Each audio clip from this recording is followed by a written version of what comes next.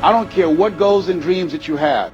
You've got to have your health in order to be here. So at the top of my list, and I'm suggesting you put it at the top of your list, your strategy, your game plan for being here.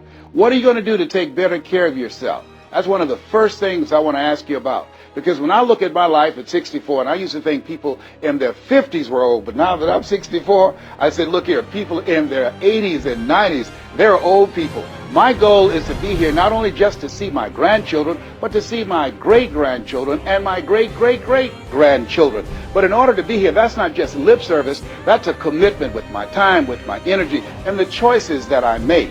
So I want you to think about your strategy for being here, and I want you to think about your goal for securing your life in your future. See, as I get older, my goal right now is to become an asset to my children rather than a liability, financially and physically. My goal and objective is to die young at an old age. So I have a game plan. I don't like to eat vegetables all the time, but now I feel like a silly wabbit. Why? Because I realize at this stage of my life, I've got to eat more vegetables, I've got to get more rest, I've got to drink more juices, and I've got to do all of the things that make the healthy choices that will say to my body, Les, you plan to be here, I see that you're serious, so I'm going to take care of you. I do 160 push-ups every morning nonstop. Why? I couldn't do that at 15 or 20, but at this stage of my life, I've got to do those kinds of things in order to challenge my body, to stretch my body, and to indicate I plan to be here. Although I'm completely fine with what they've tried to do to me, I've been sitting here thinking, if I was a normal dude, I'd be in serious trouble right now. Like, not just financially, not just your economics, but genuinely how you feel. When I was canceled, when they tried their very, very best to lie about me and then delete me from all social medias and continue to lie about me, when you have the entire world trying to say you're something you're not, or convince the populace that you're dangerous when you aren't, or convince the world that you're a bad person when you know you're not, and a lot of people obviously believe it, then you start getting death threats, your family start getting death threats, and there's safety concerns.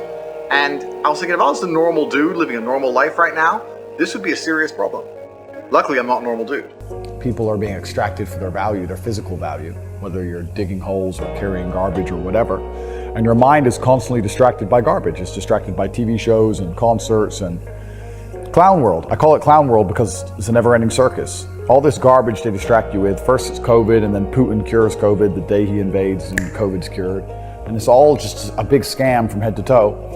And the reason I call it the Matrix is because a false reality is being projected onto humanity, and they do that by controlling narratives. If they allowed people to have critical and open conversations about, let's say, COVID, at the height of the pandemic, it never would have lasted 3 years. But the reason, because they censor and delete one entire side of the argument, then you're only left with their version of reality, and they're projecting a reality. And they do that with nearly every subject. There are so many subjects you can't have an open discussion on. And if they only control, if they delete all of one side and only keep one side there, then that's a false paradigm, it's a false reality, and that's what they're doing. And they're convincing people to act in certain ways and do certain things which are not necessarily in their best interest or necessarily true.